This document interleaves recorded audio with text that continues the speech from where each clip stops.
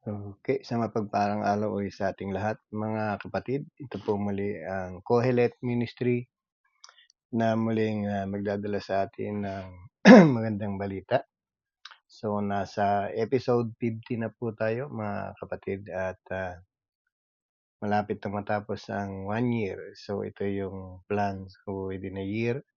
Once a week meron akong, share na words of God sa loob ng isang taon. So, malapit na tayo to 2 session na lang, naka-isang taon na. So, by the way, so patuloy tayong mag-aral sa ating mag-aaral tayo ng salita ng Panginoon. So, nasa topic po tayo ng baptism. So, last meeting, ang napag-usapan natin ang kahalagahan ng bautismo. So, kabilang ito sa isa sa pinakamahalagang hakbang tungo sa pagkakaroon natin ng kaligtasan. Isang response natin ito sa ating Panginoon nung sinabi niya sa atin, "Humayo kayo, diyan niyo alagad ko ang lahat ng bansa at bautismuhan niyo sila sa ngalan ng Ama, ng Anak at ng Espiritu Santo."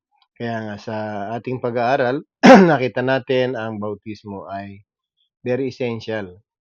Kahit ang iba ay hindi naniniwala rito, pero tayo bagamat tinatawag tayong isang Kristiyano, we are followers of Christ at anuman ang itinuro ng Panginoon sa atin na kailangan nating gawin ay dapat gawin natin bilang isang Kristiyano. Kaya nga ang meaning ng Christian is followers of Christ. So nakita natin last meeting na in-example ito ng Panginoon nung tinupad niya ang kalooban ng Ama ayon sa Matthew 3:13 to 15. Kaya nga ang Panginoon ang isang perfect examples ng sumusunod sa Diyos. Kaya nga sa atin, nung ang Panginoon ay sumunod sa tubig ng bautismo, nangyari yung kalooban ng Ama. At bilang mga followers ng Panginoon, inutusan tayo ng Panginoon sa Great Commission sa Matthew 28 verse 19. Ang sabi, bautismuhan niyo sila sa ngalan ng Ama, ng Anak at ng Espiritu Santo. So matapos itong ganapin ng Panginoon ay itinuro ito ng Panginoon at ito rin ay itinuturo ng mga apostles. Kaya nga sa atin, once na ang church ng Panginoon ay nagkakandak ng mga ganitong gawain, ang isang taong nagsisi, ang isang taong nanampalataya, ang isang taong nagpahayag ng kanilang pananalig ay binabautismohan natin ayon sa kalooban ng Diyos at ayon din sa kalooban ng ating Panginoon. So, ayon sa Biblia, ang baptism o bautismo ay galing sa wikang Griego na baptizo. So, kung titingnan natin, in-emphasize dito yung word na baptizo kasi ito po yung nakasulat sa original na Greek word. Kaya nga sa atin, once na tayo nagpa-baptize, ano ba yung dapat nangyayari sa atin? So, yung mga kinamulatan natin, so, ang bautismo nila ay ibinubuhos lang yung tubig sa ulo. Ang tawag nga sa ibang katawagan nito ay binyag. At ang iba naman, winiwisikan na lang. So, ito po ay hindi natin makikita sa Biblia, yung sprinkling and pouring, hindi po natin nakikita. At isinulat ito ng Panginoon sa Biblia, ng Panginoon, isinulat ito ng mga apostles na sa wikang Grego na ang baptism o yung bautismo ay baptizo. Kasi pag pinag-usapan po natin ang pouring at saka sprinkling, ang tawag po doon ay rantitso. Kaya hindi po natin makikita sa Biblia yung word na rantitso. So obviously, ang baptizo na tinuturo sa atin o yung baptism o yung bautismo ay isang salitang nakasulat sa banal na kasulatan. Kaya nga nung iniutos ng Panginoon, humayo kayo at gawin yung alagad ko ang lahat ng bansa, bautismohan niyo sila sa ngalan ng Ama, ng Anak at Espiritu Santo. So, nangyayari ngayon sa ginagawa natin, talagang binabautismohan natin yung mga tao ayon sa alinsunod sa pagsunod sa banal na kasulatan, alinsunod sa iniuutos ng Panginoon, at alinsunod din sa kalooban ng Ama.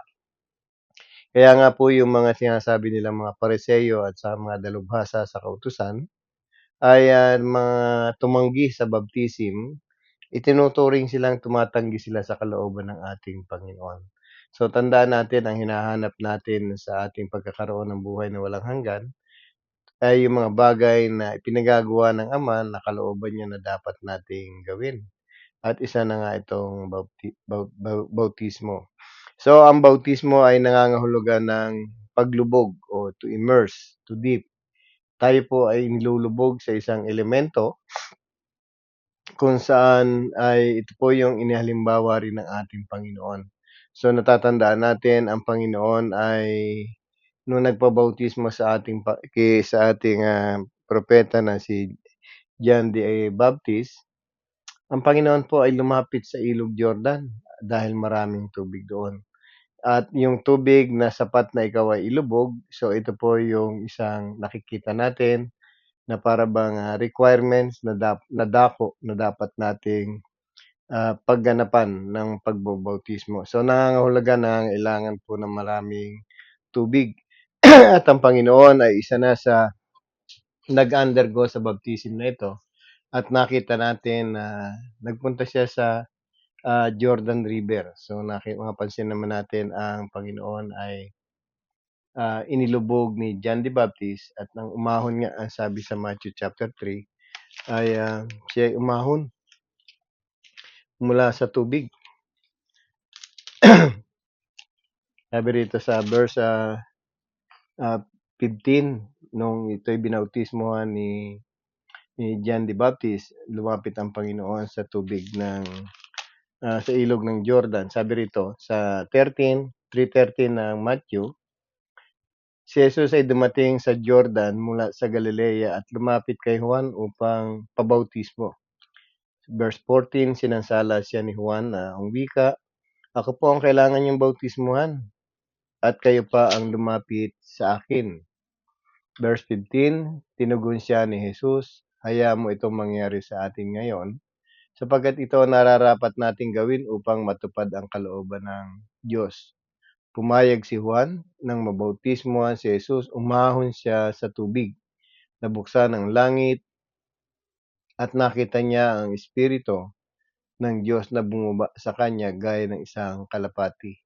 At isang tinig mula sa langit na nagsasabi, "Ito ang minamahal kong anak na lubos kong kinalulugdan." So kung mapapansin natin, ang Panginoon ay umahon sa tubig. So ibig sabihin na kailangan talagang ilubog siya.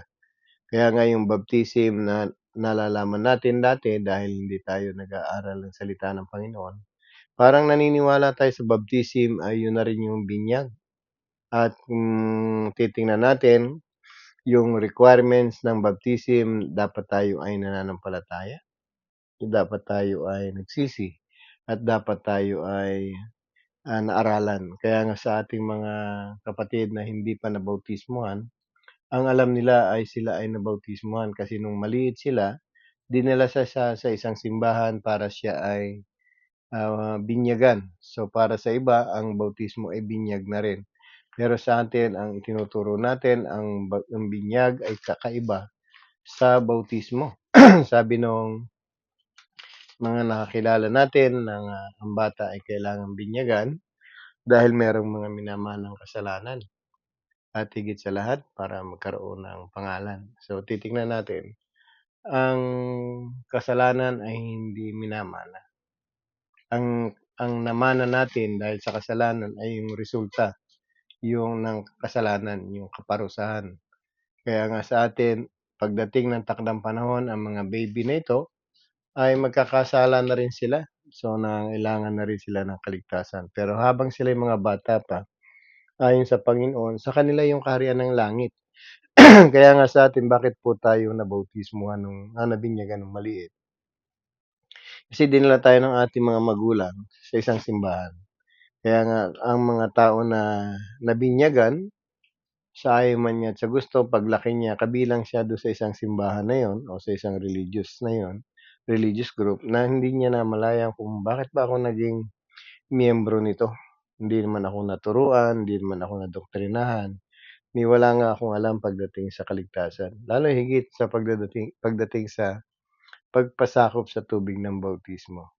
So nakita natin merong reason kung bakit tayo ay hindi nababautismuhan sa panahon ngayon kasi naniniwala tayo dati na tayo ay nabinyagan na.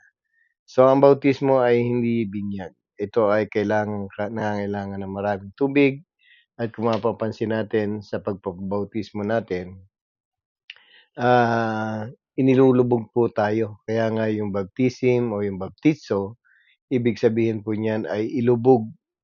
Kaya nga sa atin, meron tinatawag tayong Christian baptism o water baptism. Kaya nga doon sa mga taong hindi nabautismuhan ay hindi pa nangyayari sa kanya nung siya ay nilubog sa tubig. So, inihalimbawa ito ng ating Panginoon. Sa John 3:23 din, sabi rito, si Juan ay nagbabautismo naman sa Enon, malapit sa Salim sapagkat maraming tubig doon. Pumupunta sa kanya ang mga tao at nagpapabautismo. So, si John the Baptist po ang unang binigyan ng pagkakataong magbautismo sa pamamagitan ng bautismo sa tubig. Ito'y tanda ng mga pagsisisi para sa mga Hudyo.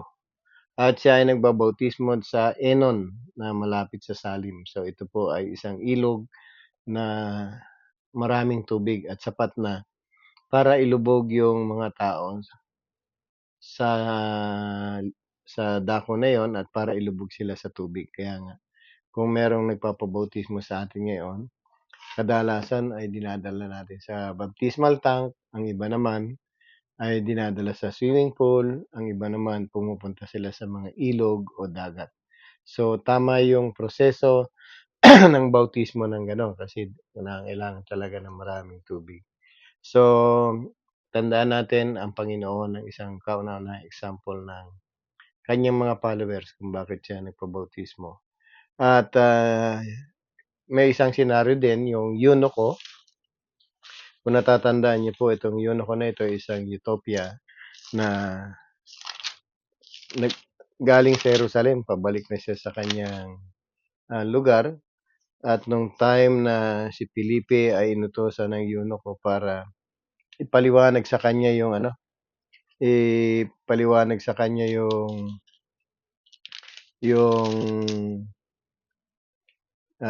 binabasa niya tungkol sa aklat ni Isaiah. Kaya nga nung pinapunta si Felipe ng anghel ng Diyos para turuan o aralan itong eunuko, ito ay nagpabautismo rin. Kaya nga dito sabi rito sa chapter 8 ng Gawa, basahin ko hanggang verse 34. Sabihin mo nga sa akin, wika ng eunuko kay Felipe, sino ba ang tinutukoy dito ng propeta? Sarili ba niya o ang iba? Buhat sa kasulatang ito ay sinalaysay ni Felipe ang mabuting balita tungkol kay Jesus. Nagpatuloy sila sa paglalakbay at nang dumating sila sa isang lugar na may tubig, ang sabi, may tubig dito, sabi ng eunuko. Ako ba'y hindi pa maaring bautismuhan? At sinabi sa kanya ni Felipe, maaari kung sumasampalataya kang ng buong puso. At sumagot siya, sumasampalataya po ako na si Jesus ang anak ng Diyos. So ipinatigil ng eunuko ang karwahe at lumusong silang dalawa sa tubig at binautismuhan siya ni Felipe. Pagkaahon nila sa tubig, si Felipe kinuha ng Espiritu ng Panginoon, hindi na siya nakita ng eunuko at nagpatuloy itong sa kanyang paglalakbay na tuwang-tuwa. So, nakita natin na ang eunuko na ito ay isang, pwede nating sabihin isang relihiyosong tao kasi galing siya sa Jerusalem, pauwi na siya sa kanyang lugar at ito ay pinapuntahan ng anghel ng Diyos para ipaliwanag yung mga binabasa niya tungkol sa aklat ni Isaiah. Ang binabasa niya rito siguro yung particular yung Isaiah 53, yung tungkol sa ating Panginoon.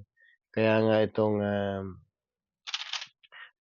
si Felipe nung sumunod siya para ipakaliwanag doon sa eunuko yung kung sino yung tinutukoy doon at agad itong nanampalataya. Kaya nga ang sino mga nagpapabautismo ay nire-require pala na una may pananampalataya.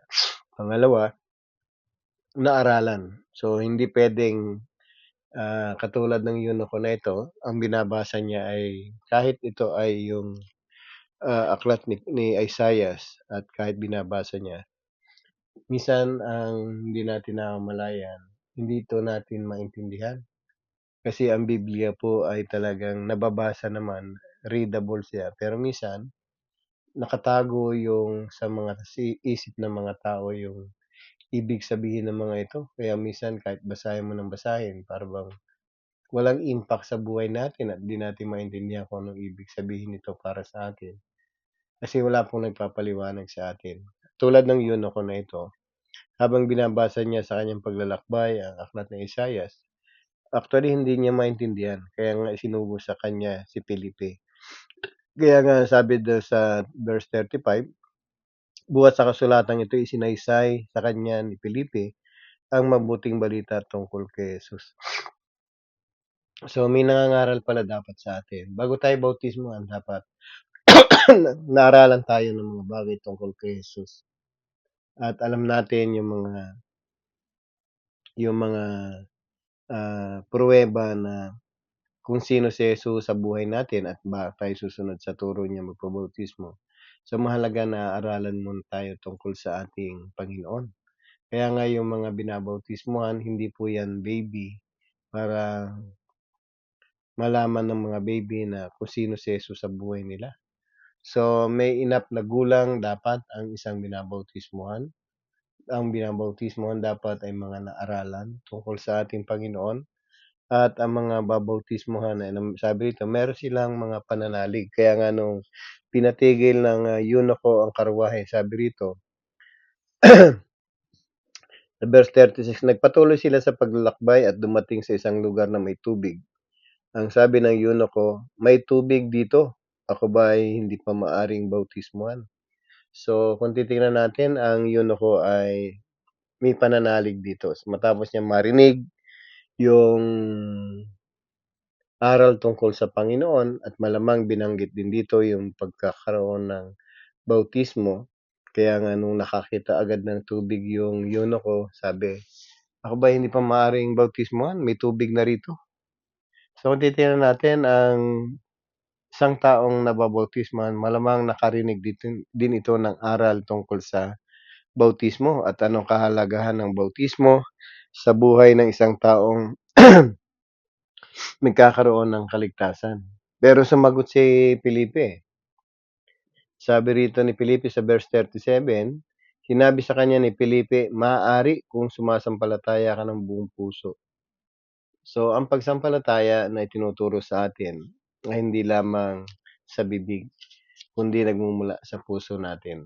Ibig sabihin, yung pagkilala at pagsunod nating gagawin sa Panginoon, hindi lamang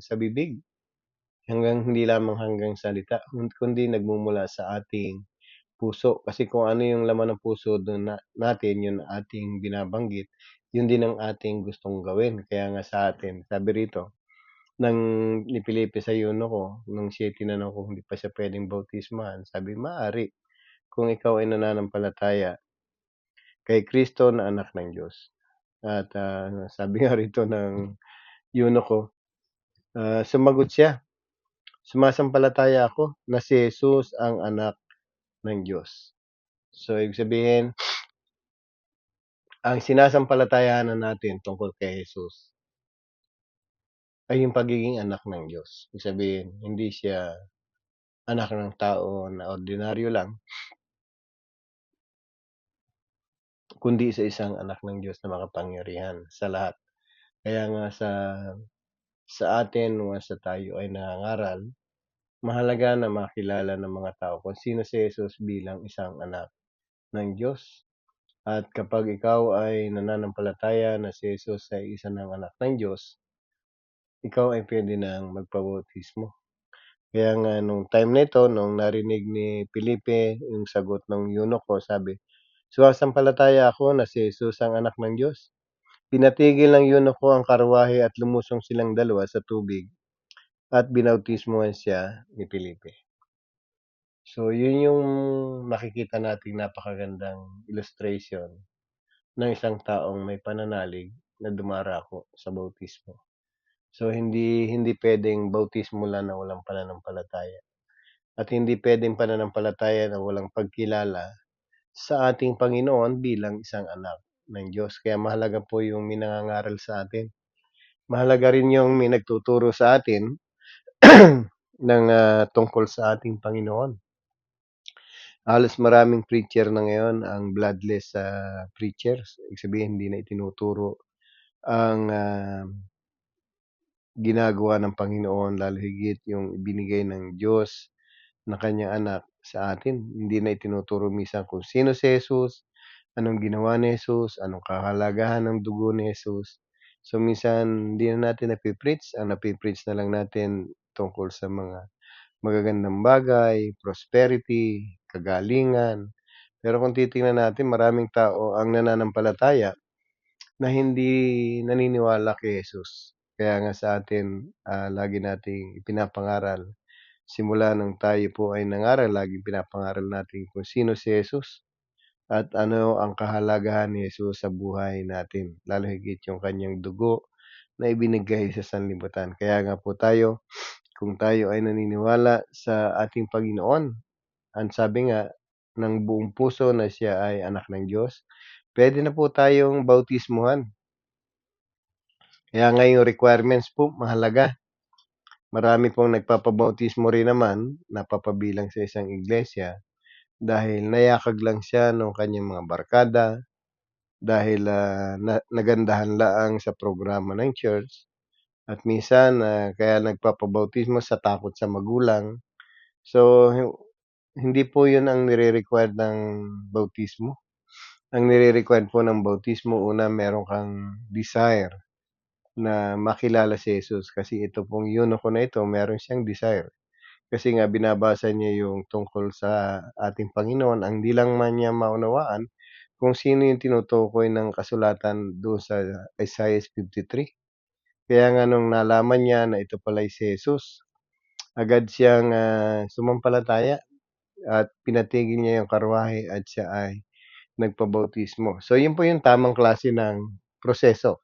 Hindi katulad po nung nangyari sa atin na maliit pa tayo, wala naman tayong kapasidad makinig, wala tayong kapasidad na magbasa, at wala tayong kapasidad na manampalataya, at higit sa lahat wala tayong kapasidad na magsabing, hindi pa ba ako puwedeng bautismuhan kasi mga baby pa tayo. So ang malayong-malayo po yung proseso ng Biblia sa proseso ng mga, relihiyon. Minsan ay, nakakalungkot isipin, napakarami ng taong miyembro nila na hindi dumaan sa tamang proseso.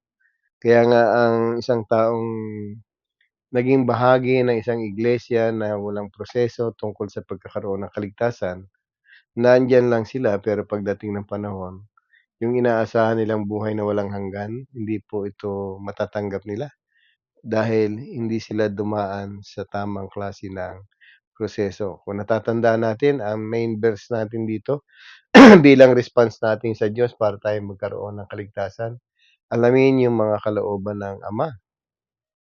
Tatandaan natin sa Matthew 7:21, lagi kong sinasabi 'to, sinabi ng Panginoon, hindi lahat ng tumatawag sa kanya ng Panginoon, Panginoon ay papasok sa kaharian ng langit, kundi yun lamang sumusunod sa kalooban ng kanyang Amang nasa langit. Kaya nga sa atin, lagi nating inaalam ano ba yung kalooban ng Ama. Ang tulad ng mga previous na pinag-aralan natin, ang isang kalooban ng Ama ay manampalataya at yung pananampalataya natin ay itinatama rin natin kasi lahat ng tao po naman ay may pananampalataya. At nakita rin natin na itinuutos ng Panginoon ang magsisi at tumalikod sa kasalanan. At ngayon pinag-uusapan natin ay yung pagkakaroon ng bautismo. Kaya kung kalooban ito ng Ama at iniuutos din ito ng Anak, and then itinuturo pa at nababasa natin sa banal na kasulatan. So, sigurado tayong hindi natin mami-miss yung bagay na ito at sigurado tayong kaya nating sumunod sa Panginoon at tama yung ating sinusunod. Kaya mahalaga po yung alam natin kung ano yung tama at mali, alam natin kung ano yung nakasulat. Kasi minsan 'pag may dumating sa ating aral hindi mo alam kung tama at mali kasi hindi po tayo aware sa mga bagay na totoo at dahil hindi po tayo nagbabasa ng banal na kasulatan. So, maliwanag na ang pagbabautismo ay paglubog sa tubig at pag-ahon mula sa tubig. So, sinisimbolo po kasi ang baptism baka sa susunod na lesson pag-aralan natin yung mga bagay na yun. Pero dito lagi nating ini-emphasize, paano ba magpabautismo? Ito ay kinakailangan ikaw ay may pananampalataya. Sabi nga ng Panginoon, hindi niya kinalulugdan ang walang pananalig sa Kanya at siya nagbibigay ng gantimpala sa sino mang humahanap sa Kanya. So itong eunuko na ito, obviously, hinahanap niya ang katotohanan, hinahanap niya kung sino si Jesus. Kaya nga sa atin, kung tayo ready na magpabautismo, dapat alam natin na tayo ay merong pananalig sa ating Panginoon. Dapat alam natin na si Jesus ay muling binuhay ng Diyos. At dapat din nating malaman, dapat natin sampalatayan na si Jesus ay anak ng Diyos. Kaya nga sa atin mga kapatid, kung tayo ay medyo nalisya sa ating mga aral na natutunan, siguro sa pamamagitan ng video na ito, kayo na rin po magbasa, ay makakasunod tayo sa mga bagay na dapat nangyayari sa buhay natin. Kaya nga doon sa verse 38 na binabasa natin kanina, doon sa Acts chapter 8 verse 38, ang sabi rito, pinatigil ng eunuko ang karwahe at lumusong silang dalawa sa tubig. At binautismohan siya ni Felipe. Sa verse 39, pagkaahon nila sa tubig, si Felipe ay kinuha ng Espiritu ng Panginoon at di na siya nakita ng eunuko. At patuloy naman siyang sa kanyang paglalakbay na tuwang-tuwa. So may paglubog at may paglusong at higit sa lahat, may pag-ahon. Kaya nga yung baptism or yung baptizo ay maliwanag na paglulubog at pag-ahon doon sa tubig. Ito yung tinatawag na Christian baptism or water baptism. So mahalaga na tayo ay mabautismuhan kasi sa susunod na pag-aaral natin, makikita natin kung sino-sino yung karapat-dapat bautismuhan. Kaya nga doon sa mga dapat mabautismuhan, so dapat tayo po ay may pananampalataya ayon dito sa ating binasa. Dapat po rin tayo ay naaralan ayon din dito sa binasa natin kasi inaralan naman talaga ni Felipe itong eunuko kasi kahit nung siya ay nagsasariling magbasa, alamin kung sino, hindi naman niya naintindihan. Kaya nga sa atin na dapat ang mga karapat-dapat bautismuhan ay yung mga naaralan o tinatawag na disciple. At siguro mahalaga rin na dapat natin malaman na yung mga tao ay nagsisi dapat bago siya bautismuhan. At higit sa lahat ay yung nagpapahayag ng kanyang pananampalataya. Kasi dito nagpahayag po ang eunuko. Sabi ng eunuko sa Filipe, sumasampalataya ako na si Jesus ay anak ng Diyos.